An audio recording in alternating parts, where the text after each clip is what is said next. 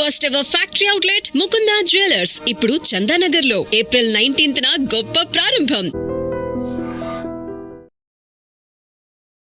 ఎంత మంచి నటన అనేది తన దగ్గర ఉందో అంతే మంచి రచయిత కూడా. Mime artist.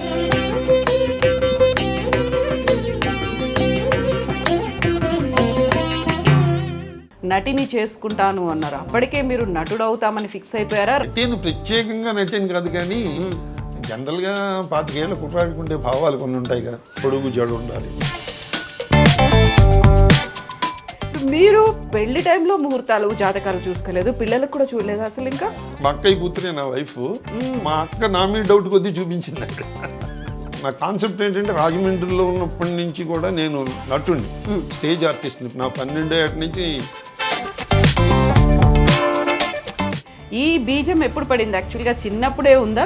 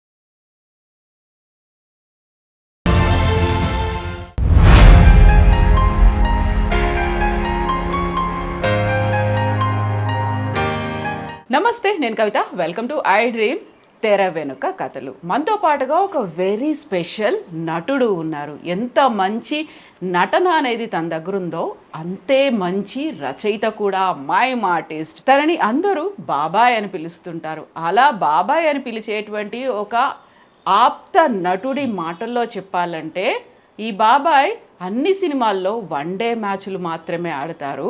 టెస్ట్ మ్యాచ్లు ఆడగల సత్తా ఉన్నప్పటికీ కూడా ఉద్యోగ పరిమితుల దృష్ట్యా పరిమితం అయిపోయారు. మరి T20లో ఆడుతున్నటువంటి ఈ పరిస్థితుల్లో బాబాయ్ ఏం చేస్తున్నారు మాట్లాడదాం. మనతో పాటుగా ఉన్నారు జనార్దన్ రావు గారు, ఉరఫ్ జెన్నీ గారు. జెన్నీ గారు నమస్కారం. ఎలా ఉన్నారు మీరు? చాలా బాగున్నారు. చాలా స్టిఫ్గా ఉన్నారు. మేము ఇంట్లోకి ఎంటర్ అవగానే వినిపించినటువంటి విష్ణు సహస్రనామ స్తోత్రం.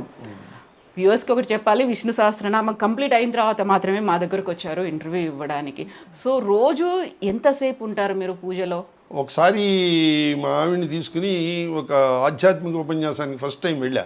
చిన్నజీర స్వామి గారు చెప్పారు, మనిషికి ఒక్కడికే విష్ణు సహస్రనామం చదువుకునే యోగ్యత ఉంది, పశుపక్షాదులకి లేదు అన్నారు. ఆ మాట నా మనసులో, మీకు అంటే తప్పు మనం ఎస్కేప్ అవడానికి చూస్తాం కదా ఎప్పుడూను, తప్పులు చదివితే పాపం, శుచి శుభ్రం లేకపోతే పాపం, ఇలా ఎస్కేప్ అవడానికి, అర్థం తెలియకుండా చదివితే పాపం, ఇలా ఎస్కేప్ అవడానికి చూస్తాం కదా.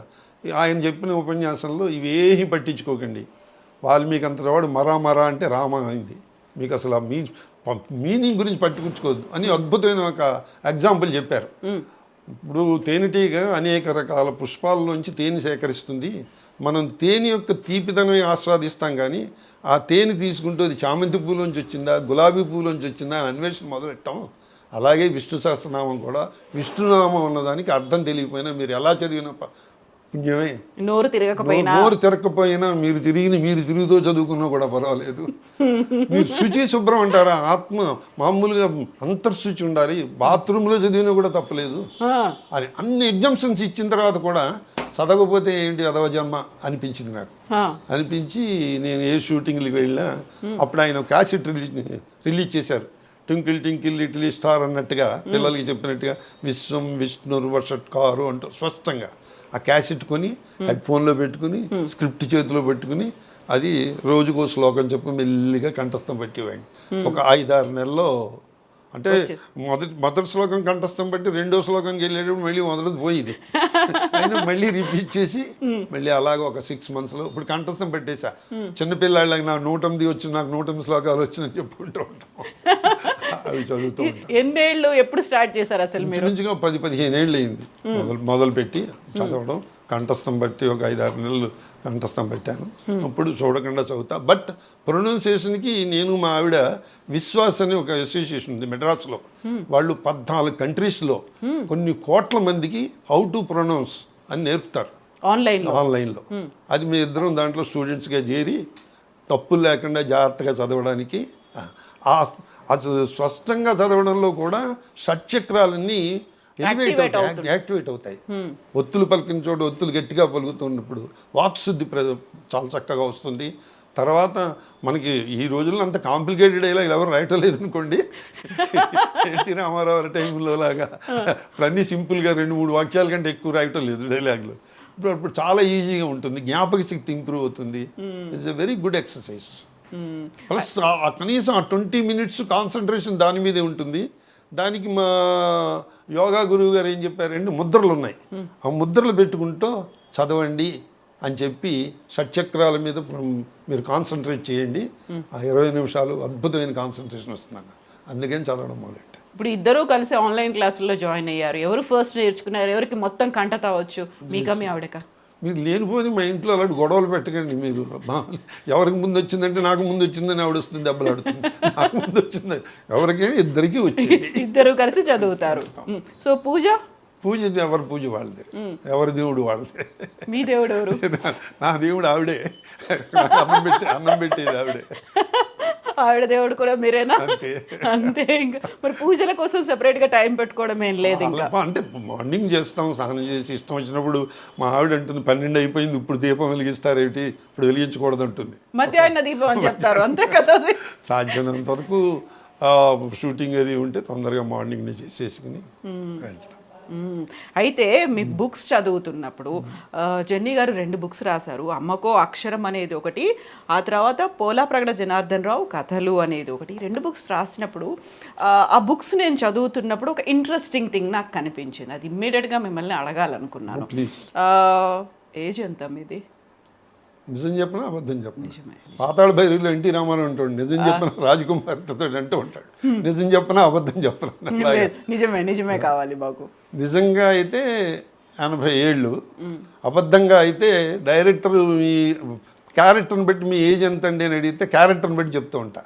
అప్పుడు మాకు 60 ఏళ్ళ వాడు కావాలండి అన్నారంటే 61 అండి అని చెప్తా. లేదండి 14 ఏళ్ళు అంటే 14 ఏళ్ళకి నేను షూట్ అవ్వనండి, మరి కనీసం ఒక 50 వేసుకోండి. అలా ఫ్లెక్సిబుల్ నా ఏజ్. ఆ ఫ్లెక్సిబుల్గా కూడా మీరు అలాగే ఉన్నారు, అంతే యాక్టివ్గా ఉన్నారు. రోజు ఏం తింటారు, ఏం చేస్తారు అసలు? అంటే నేను రోజు ఎక్సర్సైజ్ చేస్తానమ్మా. చాలా ఏళ్ళ నుంచి నేను యోగాసనాలు వేస్తాను. రోజు 45 minutes ఆసనాలు వేస్తాను. Because I'm a sports men. నేను షటిల్ ఆడేవాడిని, నేను నేషనల్స్కి ఆడాను. మా డిపార్ట్మెంటల్ కాంపిటీషన్ ఢిల్లీ, కలకత్తా వాటర్లో ఆడేవాడిని. మా ఈసీఎల్ కెప్టెన్ని. షటిల్ రెగ్యులర్గా 30-35 ఏళ్ళు షటిల్ ఆడాను. దాంతో ఆరోగ్యం కొంచెం అదృష్టం కొద్దీ కూడా దానికి తోడు కొంచెం లక్ జోడించి షుగరు, బీపీ అవి రాలేదు. కొంత మా తల్లిదండ్రులు డిఎన్ఏ. తర్వాత స్కూటర్ యాక్సిడెంట్ అయినప్పటి నుంచి ఇంకా షటిల్ మానేశాను చేసి యోగా సైడ్ కన్వర్ట్ అయ్యాను. ఏం తింటారు మరి రోజు? ఏంటి శాకాహారమే. ఇక్కడ కూడా ఎప్పుడు నాన్ వెజిటేరియన్ తిన్నాం, అప్పుడప్పుడు ఎగ్గేరియన్. అదేనా డాక్టర్ చెప్పాడు చేసి దాని మీద బాయిల్డ్ ఎగ్ తింటాను. అమ్మకి తెలుసా? మళ్ళీగా మా ఆవిడ ఎటు వచ్చి ఆ పెనం మీద తచ్చిన ముట్టుకొనివ్వదు. ఆవిడ పెనం వేరు, నా పెనం పొయ్యి అయితే వేరు కాదు, ఓన్లీ పెనమే వేరు. సో ఇంట్రెస్టింగ్ థింగ్ అన్నాను కదా, ఇందులో జనార్దన్ రావు గారు తన బయోడేటా రాస్తూ బర్త్డే ఇచ్చారు. 28 May 1945. బ్రాకెట్లలో పుట్టిన తేదీల్లో కొంచెం గందరగోళం, అందుకే జాతకం రాయించుకోలేదు, నమ్మను. అసలే నమ్మరా మీరు జాతకాలు? ఎందుకంటే మా అమ్మేమో, మాకు పెద్ద కుటుంబం మాది. నాకు 7 సిస్టర్స్, 3 బ్రదర్స్, 10 మంది. 10 మంది పిల్లలకి జాతకాలు రాయించడం అవి ఇవి అంత పట్టింపు ఉండేది కాదు మా అమ్మకి. నా చిన్నతనంలో మా ఫాదర్ పోయారు, అందుకని ఆవిడ పాపం కుటుంబ పరిస్థితుల్లో జాతకాలు రాయించడం అవి ఇవి ఉండేది కాదు. ఎప్పుడైనా అంటే నేను పుట్టినరోజు ఎప్పుడమ్మా అంటే, మన ఇంట్లో గేది ఈనిందిరా అప్పుడు పుట్టావు. 2-3 గేదెలు ఉండేవి, ఏ గేదో తెలియదు. మా పెద్దకేమో లేదమ్మా నువ్వు తప్పు చెప్తున్నావు, అప్పుడు మన చెరువు గట్ట దగ్గర మర్రి చెట్టు కూలిపోయింది చూడు, వాన వచ్చి అప్పుడు పుట్టాడు వీడు అని. మా చిన్నకి నేను మీరు తప్పు చెప్తున్నారు, అది లేదు మన గోదావరి గండి పడింది చూసారా అప్పుడు పుట్టాడు వీడు. మా ఇంట్లో వాళ్ళందరూ నా పుట్టినరోజు గురించి కొట్టుకునేవారు, దాంతో నేను నా పుట్టినరోజు గురించే మర్చిపోయాను. కానీ అందాజగా అప్రాక్సిమేట్గా అందరిది కలిపి కన్సాలిడేట్ చేసి డివైడెడ్ మంచి రోజు చూసుకుని దాంట్లో మళ్ళీ ఆ రోజు ఏమొచ్చింది మరి. దానికి కారణం కూడా బడుపారి రాధాకృష్ణ గారని చాలా గొప్ప ఆయన డెత్ డేట్ కూడా రాసుకున్నారు. ఆయన అంత గొప్ప జ్యోతి, అంత గొప్పవాడు. బడుపాడి కామేశ్వరరావు గారు అబ్బాయి. ఆయన నేను ఒక ప్రోగ్రాంలో మేము ఇద్దరం గెస్టులుగా వెళ్ళాము, ఒక రూమ్ షేర్ చేసుకున్నాం. నేను ఇదే మాట ఆయనతో అంటే, అట్లా కాదండి మీ జాతకం డేట్ నేను చెప్తానండి, మీ చిన్నతనంలో జరిగిన ఇన్సిడెంట్ చెప్పండి అన్నాడు ఆయన. అంటే ఆశ్చర్యపోయింది. ఇవన్నీ నాకు నమ్మకం లేదండి, నమ్మకం వచ్చేలా నేను చెప్తానండి, నా డెత్ డే కూడా నేను రాసుకున్నాను, దాని ప్రకారమే పోయారు కూడా ఆయన, అంత పర్ఫెక్ట్. అంటే నా 10వ ఏట మా ఫాదర్ పోయారండి వేసి, నా 14 ఏటు 15 ఏటు వచ్చేటప్పటికల్లా నాకు టైఫాయిడ్ వచ్చిందండి, ఏవో అలాంటి చిన్న ఇన్సిడెంట్ చెప్పాను. దాన్ని బట్టి ఆయన ఏవో లెక్కలేసి 28 మే అన్నారు. బాగానే ఉంది కానివ్వండి అన్న, నాదే పోయింది. బాగుంది. పెద్ద పుట్టినరోజులు అవి కూడా చేసుకోను నేను. అప్పటి నుంచి ఆ రోజు కూడా బర్త్డే సెలబ్రేట్ చేసుకోరు? చేసుకోను. అటు వచ్చి ఫ్రెండ్స్ వాళ్ళందరూ హ్యాపీ బర్త్డే అంటే, కాదురా అని అనడం ఎందుకు, అందరికీ కథ చెప్పడం ఎందుకు, యాంకర్కి చెప్తాం కానీ కదా అందరికీ చెప్పడం, ప్రేక్షకులకు కూడా తెలిసిపోతుంది అందరికి. అయితే ఇప్పుడు మీరు పెళ్లి టైంలో ముహూర్తాలు జాతకాలు చూసుకోలేదు, పిల్లలకు కూడా చూడలేదు అసలు ఇంకా? అంటే మా అత్తగారు, మా అక్కయ్య కూతురే నా వైఫ్, మా అక్క నా మీద డౌట్ కొద్దీ చూపించింది ఆవిడ. డౌట్ తీరిన తర్వాత పోయినప్పుడు పుట్టావు అని చెప్పింది ఆ అక్కయ్యనా? అంటే వాళ్ళు మా పెద్దక్కకి వీళ్ళందరికీ కోఆర్డినేషన్ ఉండేది.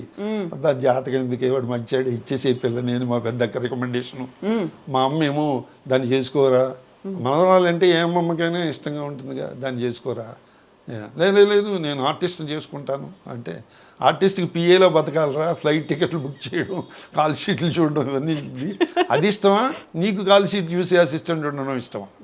నాకు అసిస్టెంట్ అనేసింది మా అమ్మ. అంటే నాకు అసిస్టెంట్ ఉండడం ఇష్టం, అది బంగారు తల్లిరా. ఎవరికైనా అమ్మమ్మకి మనవరాలంటే ఇష్టం ఉంటుంది కదా, అది అని చిన్న సెంటిమెంట్ టచ్ కూడా ఇచ్చింది అక్కడ. ఏంటంటే, నువ్వు నా మనవరాలు కనుక చేసుకుంటే చచ్చిపోయే వరకు నీ దగ్గర ఉంటాను రా, అమ్మాయి దగ్గర ఉన్నానండి. సెంటిమెంట్ డైలాగ్ వేసింది. అంతో ఓకే వెరీ గుడ్ అని. అరే ఎలా అని చెప్పి, నా గురించి పెళ్లి చేసుకోకరు, నువ్వు మనస్ఫూర్తిగా చేసుకోవాలి, దాన్ని ఇబ్బంది పెడితే పైకి రావు నువ్వు. మా అమ్మ, దాన్ని ఎందుకు ఇబ్బంది పెడతానమ్మా, అదే నన్ను ఇబ్బంది పెడుతుంది. ఆ షూటింగ్కి వెళ్తున్నారు, ఈ షూటింగ్కి వెళ్తున్నారు, అది తింటున్నారు, ఇది తింటున్నారు, సరిగ్గా నిద్రపోవటం లేదు, ఆరోగ్యం పాడవుతుంది, అది నన్ను ఇబ్బంది పెడుతుంది, నేను దాన్ని ఇబ్బంది పెట్టినమ్మా అని. అట్లా అయిపోయింది మ్యారేజ్. ఏజ్ ఎంత గ్యాప్ ఉంది మీ ఇద్దరికి? కొంచెం 5 to 6 years. అప్పుడు పెళ్లి కాకముందు అయితే మిమ్మల్ని మామ అని పిలిచేవాళ్ళ, ఇలా మామగారు ఎలా? మామయ్య ఇంట్లో అందరితో అందరిని పిలిచినట్టుగా నేను పిలిచి మౌడు గారు అని పిలిచేది కాదు, దానికి తెలియదు కదా పాపం. అది చిన్నపిల్ల. ఎంత అప్పుడు? దానికి 19 ఏళ్ళు పియూసీ చదువుతూ ఉండేది, నేను బీకామ్ చదువుతూ ఉండేవాడిని. తర్వాత పియూసీ అయిపోయిన తర్వాత పెళ్ళి అయిపోయింది. నేను బీకామ్ అయిపోయిన వెంటనే హైదరాబాద్ వచ్చేసాను 1966లో. ఇక్కడ ఏజీ ఆఫీస్ ఇంటర్వ్యూకి వచ్చాను. అంటే నా కాన్సెప్ట్ ఏంటంటే, రాజమండ్రిలో ఉన్నప్పటి నుంచి కూడా నేను నటుడిని, స్టేజ్ ఆర్టిస్ట్ని. నా 12 ఏట నుంచి నేను నటుడిని. అక్కడున్న దర్శకులు వాళ్ళతోటి ఆ నాలెడ్జ్ని పెంచుకుందుకు లిమిటెడ్ సోర్సెస్ ఉండేవి రాజమండ్రిలో. అందుకని హైదరాబాద్లో అప్పుడు ఆంధ్రప్రభ వీక్లీలో మూసీ కినారే అని చెప్పి సాంస్కృతిక కార్యక్రమాల గురించి అద్భుతంగా రాసేవారు. అక్కడ Vidyanagar cultural association, famous association, Chatla Sriramulu garu, JL Narasimha Rao గారు, వీళ్ళందరూ మహానుభావులు అందరూ ఉండేవారు. ఇవి చదివితే వీళ్ళ దగ్గర శిష్యరికం చేయాలి అని చెప్పేసి ఒక చిన్న బీజం పడి చేస్తే ఉద్యోగం హైదరాబాద్లో చేసి, ఉద్యోగం చేస్తూ నాటకాలు వేసుకుంటూ నేర్చుకోవాలి అని చెప్పి, అప్పుడే 1975లోనే ఏఆర్ కృష్ణ గారిని పద్మశ్రీ ఏఆర్ కృష్ణ గారు నాట్య విద్యాలయ అని చెన్నారెడ్డి గారి హయాంలో రవీంద్ర భారతి పైన దాంట్లో నా 3 years కోర్స్ యాక్టింగ్ కోర్స్ పెట్టారు. దాంట్లో జాయిన్ అయ్యాను నేను. 3 ఏళ్ళు చేశారా? 3 ఏళ్ళు చేశాను. 2 ఏళ్ళు ప్రాక్టికల్స్, 1 year థియరీ. అంటే ప్రతి రవీంద్ర భారతిలో ప్రతి నాటకం చూసి థియరీ రాయాలన్నమాట. అందులో నటుల గురించి, స్క్రీన్ ప్లే గురించి, డైలాగ్స్ గురించి. అది మళ్ళీ ఆయన చదివి ఇలా తప్పు రాశారా, ఇలా రాశారా, ఇది అలా రాయకూడదు, ఇలా రాయకూడదు, ఇలా అబ్జర్వ్ చేయాలి, అలా అబ్జర్వ్ చేయాలి. ఇప్పుడు మీరు మీ పెళ్ళికి ముందు మాట ఒకటి చెప్పారు, నేను చేసుకుంటే ఒక నటిని చేసుకుంటాను అన్నారు. అప్పటికే మీరు నటుడు అవుతామని ఫిక్స్ అయిపోయారా? రంగస్థలంలో ఉన్నారు కాబట్టి ఇదే ఇంకా జీవితం అనేది నటియే కావాలని ఎందుకు అనిపించింది? నటిని ప్రత్యేకంగా నటిని కాదు, కానీ జనరల్గా 25 ఏళ్ళ కుర్రాడికి ఉండే భావాలు కొన్ని ఉంటాయి కదా. పొడుగు జడ ఉండాలి, పెద్ద కళ్ళు ఉండాలి. ఇది నాకు లేకపోయినా జడ కాదు కళ్ళు లేకపోయినా వాళ్ళకు ఉండాలని కోరుకుంటాం కదా. వాళ్ళు అందంగా ఉండాలి, మనకు అందం లేకపోయినా వాళ్ళు అందంగా ఉండాలి, ఇలా రకరకాలుగా అనుకుంటాం కదా. అప్పుడు ఇలా అనుకునే లక్షణాలన్నీ డాన్సర్స్లోనూ నటులు కనపడేవి. అందుకని అనుకునేవాడిని అంతే తప్పితే. మన ఏదో డ్యాన్స్ కాలేజీకి ప్రైజ్ డిస్ట్రిబ్యూషన్ గెస్ట్గా వెళ్ళాను. వెళ్తే వాళ్ళు డ్యాన్స్ గురించి చెప్పండి అంటే నాకు డ్యాన్స్ రాదు, బట్ డాన్సర్ని చేసుకుందాం అని ఉండేది. ఆ కోరిక తీరకపోయినా మా ఆవిడ నా చేత డాన్స్ చేస్తూ ఉంటుంది ప్రతిరోజు చేస్తాను. అంటే ఆ వయసులో అలా ఉంటాయి కదా మా భావాలు, మెచ్యూరిటీ ఉండదు. ఎందుకంటే అంటే సాంసారికపరమైన ఆలోచనలు ఉండవు. కంఫర్టబుల్గా వేళకు భోజనం, టిఫిన్ ఇవి ఉండి మన రొటీన్ లైఫ్కి అడ్డం రాకుండా ఉండాలి. అవును. సో మరి ఇక్కడికి హైదరాబాద్కి వచ్చిన తర్వాత ఉద్యోగము అనేది ఉంది, ఆ తర్వాత నాటకాలు వేసుకోవచ్చు, నటుడిగా కొనసాగొచ్చు అనేది. ఈ బీజం ఎప్పుడు పడింది? యాక్చువల్గా చిన్నప్పుడే ఉందా మీకు నేను నాటకాలు వేయాలి, నటుడు అవ్వాలి? నా 12 అంటే నేను స్టేజ్ ఎక్కానమ్మా. పల్లిపొడిచని పిన్సిప్ శ్రీరామూర్తి గారి నాటకం. మా ఊర్లో మా అన్నయ్య ఫ్రెండ్ బొబ్బా నాగేశ్వరరావు ఉండేవాడు, నా తొలి గురువు అతనే. అది బాలనటుడిగా నన్ను స్టేజ్ ఎక్కించాడు. ఆ నాటకం మా ఊళ్ళో వేసాం. మా ఊళ్ళో వేస్తే ఓ సిచ్యువేషన్లో ఆ నాటకంలో మా నాన్నని అరెస్ట్ చేసి జైల్లో పెడతారు. మా అక్క హీరోయిన్ అనమాట. మా అక్క నేను పాట పాడుతూ అడుక్కుంటాం అనమాట స్టేజ్ మీద. అడుక్కుంటే పాపం వాళ్ళందరూ కూడా పల్లెటూరు కదా, ఎప్పుడు 60 ఏళ్ల క్రితం కథ చెప్తున్నాను నేను. వాళ్ళందరూ వచ్చి డబ్బులు వేశారు. మా అమ్మ చచ్చేలా తిట్టింది, స్టేజ్ మీద అడుక్కుతుంటావు ఇట్రా. అడుక్కోవడం కాదమ్మా, అది కథలో డైరెక్ట్ నటించాం అంతే. అది మా ప్రెసిడెంట్ గారు ఉప్పెర్ల లక్ష్మీనారాయణ గారు అనేవారు. ఆయన నా నటన చూసి ఆయన కళ్ళమ్మ నీళ్లు పెట్టుకుని పాలైన ఇంటికి పంపించి వెండి గ్లాస్ తెప్పించి నాకు చదివించారు. అయితే ఇలా డబ్బులు వచ్చాయి, తప్పట్లు వచ్చాయి, వెండి గ్లాసులు వచ్చాయి, ఇది బాగానే ఉందిరా అనుకున్నాను నేను. కాబట్టి నటన చేస్తే ఇన్ని వస్తాయి అన్నమాట. అల్లరి చేస్తే దెబ్బలు వస్తాయి, ఏదో చేస్తే నటన చేస్తే చప్పట్లు వస్తాయి అని చిన్న బీజం అక్కడే పడింది. అక్కడ పడితే తర్వాత పిన్సిట్ శ్రీరామూర్తి గారి నాటికలన్నింటిలో మా ఫ్రెండ్ ఆయన మా డైరెక్టర్ వేయించేవాడు. ఉత్తమ బాలనటుడు అవార్డులకు వస్తూ ఉండేవి. అంటే బాలనటులు ఎక్కువ మంది ఉండేవారు కాదు. చేస్తే ఆ రోజుల్లో సినిమాల్లో కూడా బాలనటుడి మీద బేస్ చేసుకుని సినిమాలు వచ్చేవి. మా గోపి, వదిని గారి గాజులు, ఇలాంటి సినిమాలు. అవన్నీ చూస్తూ వాడికంటే నేను బాగా యాక్ట్ చేస్తాను, అది వాడికి ఇచ్చారేంటి వేషం అనుకుంటూవండి. తెలియని అజ్ఞానం కదా. ప్లస్ నాకు ఇచ్చిన కప్పులు పుచ్చుకుని మెడ్రాస్ వెళ్ళిపోదాం అనుకునేవాడిని. ఇవన్నీ చూపిస్తే వచ్చేస్తే రెడ్ కార్పెట్ వెల్కమ్ అని చెప్పి మా అమ్మతో చెప్పి, అమ్మ నాకు మెడ్రాస్ పారిపోవాలంటుందమ్మా, కానీ భయం వేస్తుంది, ఎలా వెళ్ళాలో పారిపోవాలనేది చెప్పేశారు అమ్మకి. మా అమ్మ చాలా క్లోజ్. ఎందుకంటే మా ఫాదర్ పోయిన తర్వాత మా అన్నయ్యలు, మా అక్కయ్యలు వాళ్ళు అత్తారింటికి వెళ్ళడం, చదువుకోవడం ఇవన్నీ ఉంటే మా అమ్మకి అటాచ్డ్ నేనే, బాగా అటాచ్డ్. ఎందుకంటే ఫైనాన్షియల్ మ్యాటర్స్ అంటే బ్యాంకుకి మా అమ్మని ఒంటెద్దు బండిలో అటు కట్టును ఇటు కట్టును కట్టి బ్యాంకుకి తీసుకెళ్ళి బ్యాంకు దొడ్డు గుమ్మల్లో బండి ఆఫ్ చేసి ఆ రిజిస్టర్ అవి తీసుకొచ్చి సంతకాలు పెట్టించి మా అమ్మ చేత చేసేవాడిని. మొత్తం పరదాల్లాగా కట్టేసి తీసుకెళ్ళేవాళ్ళ. అంత కోఆర్డినేషన్ మా అమ్మ, అంత బ్యూటిఫుల్ ఫైనాన్షియల్ అడ్మినిస్ట్రేషన్ కూడా చేసేది. ఇంతమంది పిల్లల్ని ఇప్పుడంటే 7 4 అక్కయ్యలు, 3 చెల్లాయిలు, 2 అన్నయ్యలు. అందులో ఇప్పుడు సాఫ్ట్వేర్ కంపెనీలో పనిచేసేవాడే లక్షల జీతం. మా అమ్మకి అంత జీతం లేదు కదా, మా నాన్న లేడు. అంతమందిని పెంచిందంటే ఆవిడ మన్మోహన్ సింగ్ కంటే గొప్పది అనిపిస్తుంది నాకు ఫైనాన్షియల్ మ్యాటర్లో. నిర్మలా సీతారాం కంటే గొప్పది అనిపిస్తుంది మా అమ్మ. నిజమే కదా, నిజంగా ఇంతమందిని పెంచింది అన్ని లెక్కలు వేస్తూ వేసుకుంటూ. మళ్ళీ వాళ్ళకి పెళ్ళిళ్ళు చేయాలి, ఇవన్నీ కూడా ఉన్నాయి. చదివించాలి, అందరినీ పోస్ట్ గ్రాడ్యుయేషన్ చేయించింది, అందరినీ చదివించింది. మా పెద్దక్క మెడ్రాస్లో ఉండేది, మా బావగారు ఇంగ్లీష్లో ఇచ్చారు మెడ్రాస్లో. మాలతీ చందూరుతో కథలు రాసేది మా అక్క ఆ రోజుల్లో, చందమామల వాటిలో. మా అక్కే నాకు రచన విషయంలో తొలి గురువు. ఎందుకంటే ఆ రోజుల్లో ఆడపిల్లలు లైబ్రరీకి వెళ్ళేవారు కాదు. ఏవో చీటీ రాసే ధనపుడు సులోచన నవల, మాదిరెడ్డి సులోచన నవల ఇలా అని రాసి తెప్పించుకునేవారు. నేను వెళ్ళి తెచ్చేవాడు. అస్తమానం మీరే మీ పుస్తకాలు తెప్పించుకుంటున్నారు, ఇది ఏది నేను ఏడిస్తే నాకు ఏదో చందమామ, బాలమిత్ర ఇలాంటివన్నీ రాసేది. అది పక్కన కూర్చొని చదివించేది, గట్టిగా పైకి చదివని. ఒత్తులు పెట్టాల్సిన చోటు ఒత్తులు పెట్టకపోతే ముట్టికాయ ముట్టేది. ఇక్కడ ఒత్తుందిరా, ట్రస్ట్ చేయాలిరా చేసి అక్కడ కామా పెట్టాడు, కాసేపు ఆగాలి, ఫుల్ స్టాప్ పెట్టాడు, ఇంకొంచెం ఆగాలి అంటే అది మాడ్యులేషన్ కూడా నాకు తెలియదు. అంత చక్కగా చదివించేది. ప్రొనౌన్సియేషన్ మిస్టేక్స్ ఉంటే సెటరేట్ చేసేది. అంత తర్వాత ఇంకోటి ఏంటంటే నాకు తర్వాత ఆ రోజుల్లో భారతి, ఆంధ్రపత్రిక అవన్నీ వచ్చేవి. అవన్నీ చదువుతూ ఉండేవారు వాళ్ళు. నేను పోటీపడి చదువుతూ ఉండేవాడు వాళ్ళతోటి. పోటీపడి చదువుతూ సందర్భం అవునో కాదో చెప్పచ్చో చెప్పకూడదు నాకు తెలియదు, కానీ పూర్వోత్తర రోజులో పురిటి గది, ముట్ల గది అనే గదులు ఉండేవి సెపరేట్గా. ఆ 3 days వెళ్ళి ఆ గదిలో కూర్చునేవారు వాళ్ళు. మా అక్కయ్యలు అక్కడికి వెళ్ళి కూర్చుని చదువుతూ ఉండేవారు. ప్రభ వస్తే మా ఇంట్లో అందరూ దెబ్బలాడుకుంటూ ఉండేవారు. ఆంధ్రప్రభ వస్తే నేను 10-12 ఏళ్ళ కుర్రాడిని కాబట్టి ఆ ప్రభ ఏం చేసేవాడిని, మా పెద్దక్కయ్య గదిలోకి విసిరేసేవాడిని. ఇంకెవరు వెళ్ళరు కదా ఆ గదిలోకి, నేను ఒక్కడినే వెళ్ళగలను. అక్కడికి వెళ్ళి చదువుకొచ్చాను. ముట్ల గదిలోకి ఎవరు రారు కదా, మా అమ్మ స్నానం చేయిస్తే కానీ బయటికి రానివ్వదు. అట్లా ఆ పుస్తకాలు విపరీతంగా చదవడం అలవాటైపోయింది. తర్వాత ఇంకొక బేస్ కూడా పడింది అక్కడ.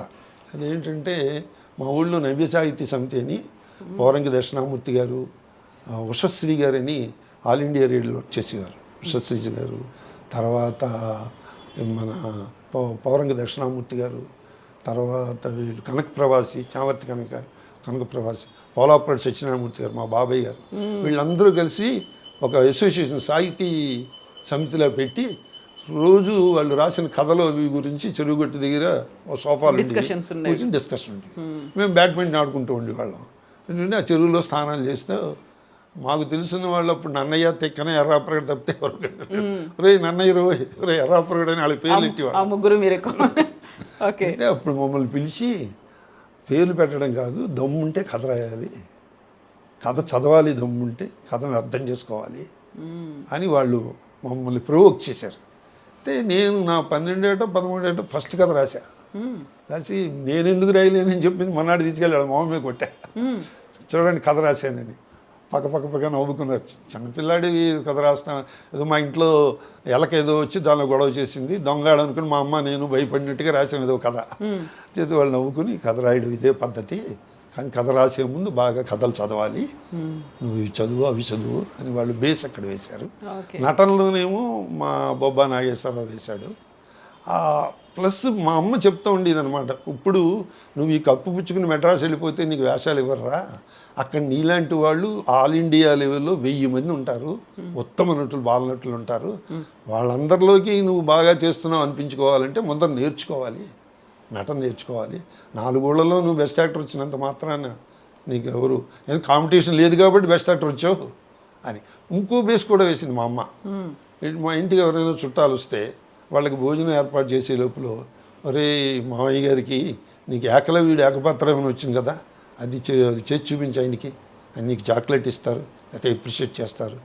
అశ్వత్థామ వచ్చింది కదా, అశ్వత్థామ మా పెద్దన్నయ్య రాసి ఇచ్చేవాడు. మా పెద్దన్నయ్య కూడా మంచి రైటరు. అశ్వత్థామ ఏకపత్రం చేయంటే రెచ్చిపోయి అసలు వాళ్ళ ముందు 12 ఏట 13 ఏట ఏం తెలుస్తుంది నటన, అలా స్టేజ్ ఫియర్ కూడా పోయింది. అసలు స్టేజ్ ఫియర్ అంటే ఏమిటో తెలియదు. స్టేజ్ ఫియర్ అంటే ఏదో వ్యాధి అనుకునేవాళ్ళం, టైఫాయిడ్ అలాంటి ఏదో అనుకునేవాళ్ళం మా చిన్నతనంలో. అలాగే మా స్కూల్లో మా హెడ్ మాస్టర్ గారు కూడా బాగా ఎంకరేజ్ చేసేవారు. ఏ ఫంక్షన్ వచ్చినా నన్ను పిలిచి, రే మాస్టర్ వస్తున్నారా, మాస్టర్ బయోడేటా ఇది, పలానా స్కూల్లో పనిచేశారు, ఆయన ఇంట్రడక్షన్ అంతా నువ్వు చెయ్యి అని చెప్తూ ఉండేవారు. అలాగే బ్యూటిఫుల్ పిఆర్ఓ జాబ్ కూడా నేర్పేవారు. ఒరే ఆ మాస్టర్ వచ్చారు, ఆయనకి ఇల్లు అద్దెకి చూడు, పని మనిషిని చూడు, పేపర్ వేయించు వాళ్ళకి అంటే, నేను సైకిల్ వేసుకుని ఊరంతా తిరిగి ఆ ఇల్లు ఎక్కడ ఖాళీగా ఉన్నాయో చూసి వాళ్ళకి ఇల్లు, వాళ్ళకి అంత అరేంజ్మెంట్స్ అన్నీ చేసేవాడిని. సో దట్ నాకు చిన్నతనంలో ప్రతి సబ్జెక్ట్కి ఒక ట్యూషన్ మాస్టర్ ఫ్రీగా ఉండేవాడు. ఓ నిజం గ్రేట్ కదా అది. ప్రతి సబ్జెక్ట్కి అంటే బేస్ అనమాట. ఇంతకీ చెప్పొచ్చేమాట ఏంటంటే అట్లా మాకు తెలియకుండానే పిఆర్ఓ జాబ్ అది లైఫ్లో ఎంతో ఉపయోగపడింది అసలు. అది అది నేర్చుకోవాల్సింది నిజంగా. ఇప్పుడు మీరు ఆ నాటకాలు వేశారు, ఇక్కడ ట్రైనింగ్ తీసుకున్నారు, నాటకాలు వేశారు, మరి మైమ్ అనేది ఎప్పుడు స్టార్ట్ చేశారు మీరు? అది థియేటర్ ఆర్ట్స్ చదువుతుంటే మేము రోజు ఏంటంటే క్లాస్ అయిపోయిన తర్వాత రవీంద్ర భారతిలో కూర్చుని నాటకాలు చూడాలి. ఓకే. ఒకసారి ఆల్ఫ్రెడ్ పారన్ అని ప్యాంటోమైమ్ కాలేజ్ ప్రిన్సిపాల్, ఆయన మైమ్ చేయడానికి రవీంద్ర భారతి వాళ్ళ టీంతో వచ్చారు. అప్పటి వరకు నాకు నా ఊహ ఏమిటంటే రంగస్థలం మీద అన్నీ వోకల్ పెర్ఫార్మెన్స్లు అన్నీ కూడా పాటలు పాడడం లేకపోతే డ్యాన్స్ చేయడం అంత వోకలే, కానీ సైలెంట్ కమ్యూనికేషన్ లేదు. ఈ mime is a silent communication.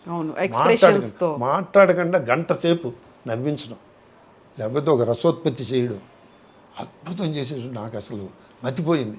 ఇలాంటి ఆర్ట్ ఉంటుందని తెలియదు నాకు, ఫస్ట్ టైం చూడడం అనమాట. దాని గురించి ఎప్పుడు చదవలేదు. అయితే మొన్నటి సెలవు పెట్టి ఆయన అప్పుడు ఉద్యోగం చేస్తూ ఉండేవాడిని. ఆయన ఏదో పెద్ద హోటల్లో దిగారు. అక్కడికి వెళ్ళి sir I'm student of theatre arts, English కూడా సరిగ్గా మాట్లాడలేకపోయేవాళ్ళం, కమ్యూనికేషన్ మొత్తం కింద మీద పడి నేను స్టూడెంట్ అండి, నాకు మైమ్ అంటే ఇంట్రెస్ట్, నాకు నేర్చుకోవాలని ఉంది అంటే, నువ్వు ఎస్టర్డే నా పెర్ఫార్మెన్స్ చూసావు కదా, నేనేం చేశానో అది చెయ్యి అన్నాడు ఆయన. నేను అలా మేము చెయ్యమని అడుగుతాను, నేను రాలేదండి ఇక్కడికి, నేర్చుకుందామని వచ్చాను. నువ్వు చేసింది ఒక ప్రేక్షకుడిగా నోరు ఎల్లబెట్టి చూశాను నేను. ఇలా మళ్ళీ మీరు చేయాల్సి వస్తుందని నేను అనుకోలేదు. లేదు నీకు ఇష్టం వచ్చింది చెయ్యి, అయితే నేను చేసిందే కాదు నీ ఇష్టం వచ్చింది చెయ్యి అన్నారు. అది 3rd ఫ్లోర్లోను 4th ఫ్లోర్లోనూ ఉంది ఆయన రూము హోటల్లో. చూస్తే కింద పిల్లలు గాలిపటాన్ని ఎగరేస్తూ దెబ్బలాడుకుంటున్నారు వాళ్ళు. అంటే నేను అంటే ఛాలెంజీగా ఆయన నేర్పడేమో, ఏదో ఒకటి చేయకపోతే నేర్పడు పోవాయి నువ్వేమిటి అంటాడేమో అని భయం చేసి, సార్ నాకు 10 నిమిషాలు టైం ఉంది సార్ చేస్తాను. టేక్ యువర్ ఓన్ టైం, నేను వెళ్ళి వాష్రూమ్లోకి వెళ్ళి వస్తాను ఈ లోపల అని చేస్తే నాకు తోచినట్టుగా గాలిపటం ఎగరేయడం, పిల్లలు దెబ్బలు ఆడుకోవడం, కాళ్ళకి ఏదో పేడ అంటుకుంటే దాన్ని తుచ్చుకోవడం, ఇలా కొనుక్కోవడం, ఇలా నాకు ఇష్టం వచ్చినట్టు పిచ్చి పిచ్చిగా చేశాను. This is my go head అన్నాడు ఆయన. Without any dialogue and only expression అంతే. ఒక 4 నిమిషాలు 5 నిమిషాలు చేశా. This is my go head. అట్లా కాదు సార్, నాకు ఫండమెంటల్స్ తెలియవు, ఫండమెంటల్స్ కావాలి సార్ అంటే, యూ కమ్ విత్ మీ అని.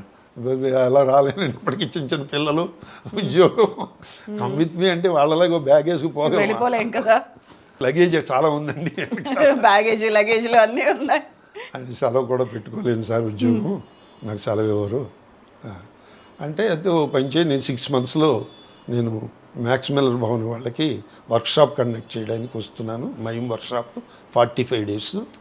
నేను నాకు అసిస్టెంట్గా వర్క్ చేస్తూ నేర్చుకో అన్నారు ఆయన. అంటే 45 days అంటే చాలా కష్టం సార్, సెలవు దొరకదు సార్ నాకు. నీకు ఆఫీస్ ఎన్నింటికి అవుతుంది? 5 o'clock అవుతుంది. నేను 6 o'clock క్లాసులు స్టార్ట్ చేస్తా, నువ్వు వచ్చి ఆఫీస్ నుంచి డైరెక్ట్గా వచ్చాయి అని చెప్పేసి ఆయన ఆ 45 days నాకు ట్రైనింగ్ ఇస్తూ, ఇప్పుడు డ్యాన్స్ డైరెక్టర్ చూడండి, మూమెంట్ మన సినిమాల్లో మూమెంట్ కంపోజ్ చేసి అసిస్టెంట్ నేర్పమంటాడు హీరోకి, అసిస్టెంట్ నేర్పుతారు కదా, అలాగే ఈయన మూమెంట్ కంపోజ్ చేసేసి జెనీ టీచ్ దెమ్ అనేవారు. అందులో teaching is the best way of learning. వాళ్ళకి చెప్పాలంటే మనకి ఆ నాలెడ్జ్ ఉండాలి కదా. నాకు అది పెద్ద అయిన తర్వాత ఎంత బాగా ఉపయోగపడిందంటే, నేను యంగ్ ఏజ్లో ఉండగా 1 hour ప్రోగ్రామ్ ఇచ్చేవాడిని. త్రూఅవుట్ ఇండియా ప్రోగ్రామ్స్ ఇచ్చాను, ఒక 500 మైమ్ ప్రోగ్రామ్స్ ఇచ్చా. బెహ్రాను, కువైట్, సౌత్ ఆఫ్రికా, ఆ దేశాలన్నింటిలో కూడా ప్రోగ్రామ్స్ ఇచ్చా. ఎందుకంటే సింగిల్ మ్యాన్ షో కాబట్టి వాళ్ళు ఏమి పెద్ద వాళ్ళకి ఫ్లైట్ ఛార్జీలు పెట్టుకుంటే ప్రోగ్రామ్ వచ్చేస్తుంది కదా, అందుకని ఇన్వైట్ చేసేవారు. అప్పుడు పెద్ద అయిన తర్వాత కూడా 80 ఏళ్ళు వచ్చింది, దానికి చాలా ఫిజికల్ స్టామినా కావాలి. కబడ్డీ ఆడే ప్లేయర్కి ఉన్నంత, క్రికెట్ ఆడే ప్లేయర్కి ఉన్నంత స్టామినా ఉండాలి. 80 ఏళ్ళు వచ్చిన తర్వాత ఫిజికల్ ఫిట్నెస్ తగ్గిపోయింది, కానీ దాని మీద ఉన్న ఇంట్రెస్ట్ కొద్దీ నేను ఫ్యాకల్టీగా కన్వర్ట్ అయ్యి మా చాట్ల శ్రీరాములు గారు తీసుకెళ్ళి వి మధుసూదన్ రావు గారిని డైరెక్టర్ ఉండేవారు, మధు ఫిల్మ్ ఇన్స్టిట్యూట్, దాంట్లో నన్ను మైమ్ లెక్చరర్గా జాయిన్ చేశారు. నేను 10 ఏళ్ళు ఆఫీస్ నుంచి డైరెక్ట్గా 5 అట్లా వెళ్ళిపోయి క్లాస్ తీసుకునేవాడిని మధు ఫిల్మ్ ఇన్స్టిట్యూట్లో. తర్వాత ఇప్పుడు కూడా హైదరాబాద్ ఫిలిం ఇన్స్టిట్యూట్లో క్లాసులు తీసుకుంటాం మైమ్. అలాగే సురేష్ ప్రొడక్షన్స్ వాళ్ళు కూడా వాళ్ళు థియేటర్ పెట్టారు వాళ్ళు యాక్టింగ్ స్కూల్, దాంట్లో కూడా ఫ్యాకల్టీగా పెడతా. ఎందుకంటే teaching is the best way of learning. అందుకని మైమ్ మొదలలేదు, బట్ పెర్ఫార్మెన్స్ సైడ్ డెమాన్స్ట్రేషన్గా 5 నిమిషాలు 10 నిమిషాలు సరదాగా చేయడం తప్పితే ఫుల్ లెంగ్త్ 1 అవర్ చేయలేకపోతాం. ఎందుకంటే దాని మ్యూజిక్ తోటి కోఆర్డినేషన్ ఉండాలి, తర్వాత మేకప్ ఉండాలి, లైటింగ్ ఉండాలి. అని నువ్వు కలకత్తాలో ప్రోగ్రామ్ చేసినప్పుడు ఇండియాలో జోగి దత్ మైమ్ అకాడమీ అని కలకత్తాలో ఓన్లీ 1 ఇన్స్టిట్యూట్ ఉంది, మైమ్ ఇన్స్టిట్యూట్. 5 ఏళ్ళు కోర్స్ అమ్మా అది, 5 ఏళ్ళు మైమ్ నేర్పుతారు. ఆయన రమ్మన్నాడు వచ్చి నా దగ్గర జాయిన్ అవ్వని. 5 ఏళ్ళు నేను ఇక్కడ కలకత్తా రాయనండి బాబు, నా ఉద్యోగం అది ఇది ఉంది అంటే ఆయన నా performance I'm very happy. First time I'm seeing mime artist from Andhra Pradesh. I'm very happy. అందులో లక్కీగా వేణుమాధవ్ గారు నాకు కాయినింగ్ చేశాడు కూడా. నేను you are the first Telugu man in the world who has learn the mime and you teaching the mime. సరే ఎవడైనా ఉన్నాడేమో లేనిపోయిన గొడవలండి, ఎందుకండి ఎవ్వడు లేడు నాకు తెలిసినంత నువ్వే ఫిక్స్ అయిపోయారు. ఇంకా అలాగే నాకు Giani Zail Singh president of India ఎదురుగుండా నాకు మైమ్ ప్రోగ్రామ్ ఇచ్చే I'm the first person president of India. Mime వల్ల నాకు అవకాశం వచ్చింది. ట్రూ. అయినా ఇప్పుడు మీరు ఇతర మైమ్ కళాకారులను తయారు చేస్తున్నారు కదా. చేస్తున్నాం. తర్వాత బ్రహ్మాండం తయారు. ఇప్పుడు మైమ్ మధు అని చెప్పి తను చిన్నజీయర్ స్వామి గారు స్పాన్సర్ చేశారు. అమెరికా వెళ్ళి నేర్చుకొచ్చాడు, అన్ని విదేశాల్లో అదరగొట్టేస్తున్నాడు. చాలా బ్యూటిఫుల్. మేము ఇద్దరం కలిసి కూడా రసరంజనికి రమణాచారి గారు మా చేత క్లాసులు కండక్ట్ చేయించి స్టూడెంట్స్కి నేర్పడం. మీతోటి అంతరించిపోకూడదు ఇది. ఇప్పుడు వేణుమాధవ్ గారు చూడండి ఎంతమందిని మిమిక్రీ ఆర్టిస్టులు తయారు చేశారు. నేరేళ్ళ వేణుమాధవ్ గారు. అట్లా మీరు నేర్పండి అని చెప్పి, మీకు వచ్చింది నేర్పండి, ఏముంది మీకు అంటే మేము ఇంకా ఎల్కేజీలోని యూకేజీలో ఉన్నాం సార్ అని. చాలా అదే నేర్పండి, మీకు వచ్చిందే నేర్పండి, ఏముంది. మిమ్మల్ని నాటకాలు మైమ్కి వచ్చేలా చేశాయి, మైము సినిమాల్లోకి వచ్చేలా చేసింది, సినిమాలు మిమ్మల్ని రచయితగా చేసింది. ప్రతి దాంట్లోనూ ఒక జర్నీ, అదే డెస్టినేషన్ అనుకుంటున్నప్పుడు ఇంకో చోటుకు కూడా వెళ్ళిపోతున్నారు. సినిమాల్లోకి ఎట్లా వచ్చారు అసలు? ఈ మైము ఎవరు చూసారు, మిమ్మల్ని ఎవరు తీసుకొచ్చారు? అంటే ఆ రోజుల్లో 40-50 ఏళ్ళ క్రితం ఈ వాట్సాప్లో అవి లేవు కదా, ఫోన్లు కూడా లేవు కదా. ఇలా యాక్ట్ చేసి కుర్రాళ్ళు ఆ వాట్సాప్లో డైరెక్ట్గా పంపించేస్తున్నారు. మేము అట్లా కాకుండా ఒక 20-30 రోజులు నాటకం రిహార్సల్స్ వేసి రవీంద్ర భారతి బుక్ చేసుకుని దాంట్లో ఆ పెర్ఫార్మెన్స్ రోజుని సినిమా డైరెక్టర్ని వాళ్ళని చీఫ్ గెస్టులుగా పిలిచి మేము పెర్ఫార్మెన్స్ చూపించుకునేవాళ్ళం. అట్లా ఎందుకంటే వాళ్ళు తిన్న వాళ్ళ దగ్గరికి వెళ్ళి మేము అందరం పొలవమంటూ మా ట్రూప్ అంతా వెళ్ళి యాక్ట్ చేయడానికి వాళ్ళకి మాకు ఛాన్స్ ఇవ్వరు కదా, టైం దొరకాలి. వాళ్ళని గెస్ట్గా పిలిస్తే వాళ్ళు వస్తారు కదా. అలాగే బాబు గారు కూడా మా నాటకానికి వచ్చారు. తర్వాత ఆర్జీవి అయితే ఒకసారి మా ఈ రసరంజన్లో ఆ రోజుల్లో ప్రతి సోమవారం నుంచి శుక్రవారం వరకు ప్రతిరోజు నాటకం వేసేవాళ్ళం. 5 రూపాయల టికెట్. ఈ రామ్ గోపాల్ వర్మ ఓ రోజు మా నాటకానికి వచ్చాడు. వచ్చి ఆయన వచ్చిన సంగతి మాకు తెలియదు. 5 రూపాయల టికెట్ కొనుక్కుని కామ్గా వచ్చి చూసి వెళ్ళిపోయాడు. ఆ 2-3 రోజులు పోయిన తర్వాత ఆయన పిక్చర్లో నాకు ఛాన్స్ వచ్చింది. ఏం సినిమా అది? అనగనగా ఒక రోజు. దానికి అసిస్టెంట్ డైరెక్టర్గా ఇతను రామ్ గోపాల్ వర్మ దగ్గర అసిస్టెంట్గా పనిచేసేవాడు. ఇప్పుడు సినిమాలో కూడా చేస్తున్నాడు. అతను తీసుకెళ్ళి ఇంట్రడ్యూస్ చేశాడు.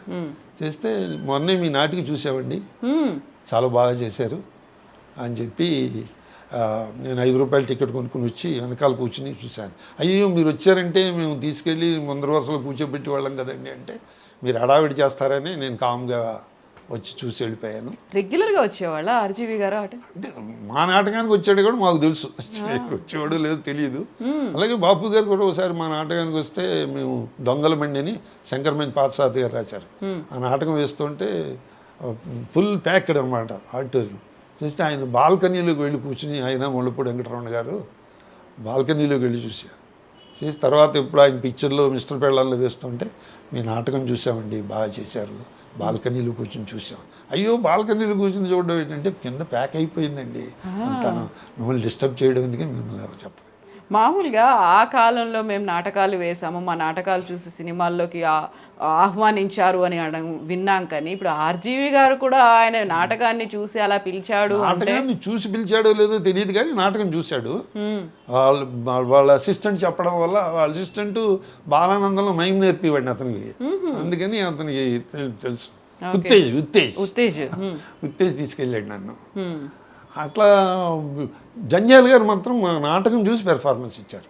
మా డైరెక్టర్ తల్లావజ్జుల సుందరం అని వెరీ గ్రేట్ డైరెక్టర్, 150 సార్లు నాటక రంగంలో ఉత్తమ దర్శకుడిగా వచ్చాడు. అంత గొప్ప డైరెక్టర్. అతని దగ్గర 25 ఏళ్ళు వచ్చేసాయి నాటక రంగంలో. అప్పుడు తనికెళ్ళ భరణ్ రాస్తూ ఉండేవాడు, శంకర్ మంచి పార్థసారథి గారు రాస్తూ ఉండేవారు. ఇతను డైరెక్షన్లో వర్క్ చేయడం వల్ల మాకు నాటక రంగంలో అంతకు ముందు కూడా చాట శ్రీరాములు గారి దగ్గర వచ్చేసాను, డాక్టర్ డిఎస్ఎన్ మూర్తి దగ్గర వచ్చేసాను, భానుప్రకాష్ దగ్గర వచ్చేసాను. నాటక రంగంలో ఎవరైతే నిష్ణాతులు ఉన్నారో వాళ్ళందరి దగ్గర యాక్ట్ చేసేవాడిని. చిన్న చిన్న వేషాలు వేయడం, ప్రాంప్టింగ్లు ఇవ్వడం, కట్టెలు లాగడం, వాళ్ళకి టీలు అందివ్వడం రిహార్సల్లో, అట్లా చేస్తూ ఉద్యోగం కాబట్టి ఫుల్ ఫ్లెడ్జ్డ్గా చేయలేకపోయేవాడిని. సాయంత్రం వెళ్ళి వాళ్ళతో జాయిన్ అవుతూ ఉండేవాడిని. లిమిటెడ్ ఓవర్లో ఆడుకుంటూ. ఈ 40-50 ఏళ్ళు సాయంత్రం ఎప్పుడు వేస్ట్ చేయలేదమ్మా నేను. ఏదో నాటకం రిహార్సల్ చేయడం ఏదో. నిన్న కాక మొన్న కూడా సుమధుర హాస్యనాటిక పోటీల్లో మిత్రుడు మల్లాది భాస్కర్ అని, బాబాయ్ ఒక ఏజ్డ్ క్యారెక్టర్ ఉంది, నువ్వు వేస్తే బాగుంటుంది, అది వేస్తావా? నేను రిహార్సల్కి రాలేనురా, చాలా కష్టం అంటే, మేము అందరం మీ ఇంటికి వస్తాం, మీ ఇంట్లోని రిహార్సల్ అని వాడి మైండ్లో రిహార్సల్ పెట్టాడు. చేసి మనం వేసి వచ్చా. అందుకే ఆ నాటకంలో కిక్ ఉందమ్మా, ఉంది. అది ఎంజాయ్ చేస్తూ ఉన్నారు ప్రతి క్షణాన్ని. Memory exercise. ఎందుకంటే ప్రాంప్టింగ్ లేకుండా 45 మినిట్స్ ఆ టైమింగ్స్తో చెప్పడం అని, ప్లస్ 1000 మందికి వినపడేలా చెప్పడం, కనపడేలా ఎక్స్ప్రెషన్ ఇవ్వడం, ఇవన్నీ ఎంతో. జంజాల్ గారు మాకు అదే నేర్పేవారు. మీరు చెయ్యి ఇంత పైకి ఎత్తక్కర్లేదయ్యా, కట్ అయిపోతుంది కెమెరాలో, ఇలా అంటే చాలు. అవును, ఇదేమన్నా నాటకం అనుకున్నారా? ఇంత పెద్ద డ్యాస్ ఉంటుందా? ఇంత లిమిటెడ్ ఉంటుంది. తర్వాత 30 టైమ్స్ మ్యాగ్నిఫై అవుతుంది, అంత పెద్ద ఎక్స్ప్రెషన్ అక్కర్లేదు, కొంచెం సెటిల్గా చేస్తే చాలు. మాకేం తెలిసి చేసేసి వాళ్ళం. అందులో ఇంకోటి కూడా ఏంటంటే, ఆ రోజుల్లో కొత్తలో డైరెక్టర్ని బాగా ఇంప్రెస్ చేయాలని చెప్పి యాడ్ లిప్స్ అంటే రైటర్ రాసిన దానికి ఏవో యాడ్ చేసి వేసేస్తూ ఉండేవాళ్ళం. నాకు గుండె హనుమంతరావుకి జబ్బు ఎక్కువ ఉండి తెగ వేసేసి వాళ్ళం డైలాగులు. అంటే అప్పుడు ఆయన బ్యూటిఫుల్ డైలాగ్ చెప్పారు, ఇప్పటికీ నేను మర్చిపోను. మీరు యాడ్ లిప్స్ అడిషనల్ డైలాగ్ వేసినా అది రైటర్ రాసిన డైలాగ్కి ఫ్లేవరు గ్లామరు తీసుకురావాలి, నాట్ లెంగ్త్. ఎంత గొప్ప వాక్యం అంటే అండి, నాకు ఇప్పటికీ గుర్తమ్మా. ఇప్పటికీ నేను కూడా నేను అమలాపురం వెళ్ళాం, డొక్కా సీతమ్మ గారి మనవడు ఫణి అని, ఆయన సాఫ్ట్వేర్ ఇంజనీరు. ఆయన అంతకుముందు 2-3 పిక్చర్లు తీశాడు, ఆయనకి నంది అవార్డు కూడా వచ్చాయి. ఆయన ముళ్ళపూడి వెంకటరమణ గారి అసిస్టెంట్ శ్రీరమణ అని మీ పేరు విని ఉంటారు, మిథునం రాశారు చూడండి. ఆయన రాసింది బంగారుమురు, బామ్మ బంగారుమురు కథ సినిమా తీశారు. ఆయనతోటి నేను ఇదే చెప్పాను, సార్ నాకు స్క్రిప్ట్ ఇవ్వండి సార్, నాకు చదువుతుంటే కొన్ని ఏవో ఆలోచనలు వస్తాయి, లెఫ్ట్ సైడ్ పెన్సిల్ తోటి నాకు వచ్చిన ఆలోచన రాస్తాను, మీరు బాగుందంటే పెడదాం, బాగులేదంటే రబ్బర్తో అది చెప్పేస్తా, నా బుర్రలోది కూడా చెప్పేస్తాను అన్న.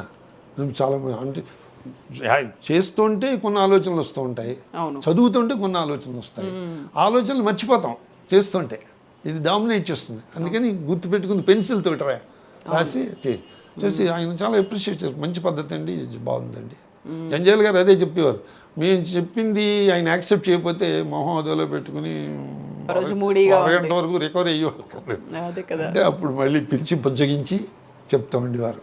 ఇస్తే బాగుంటే పెట్టుకుంటాం, బాగోలేకపోతే మానేస్తాం. ఎందుకు డల్ అయిపోకూడదు, డల్ అయిపోతే క్రియేటివిటీ రాదు, బుర్ర పనిచేయదు. అది మొహానే కనిపిస్తుంది కదా. ఇంకా ఉండండి, ఏముంది, బాగోలేకపోతే పెట్టుకోం కదా, ఏముంది. రైటర్ బాగానే రాశాడయ్యా, మీరు ఎందుకు అంత అవస్థపడతారని వాడు, ఆయనే రైటర్.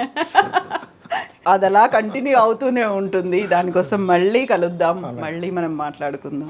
ధన్యవాదాలు. ఇలాగే నవ్వుతూ ఉండండి, నవ్విస్తూ ఉండండి, అమ్మగారిని జాగ్రత్తగా చూసుకుంటూ ఉండండి. Thank you so much.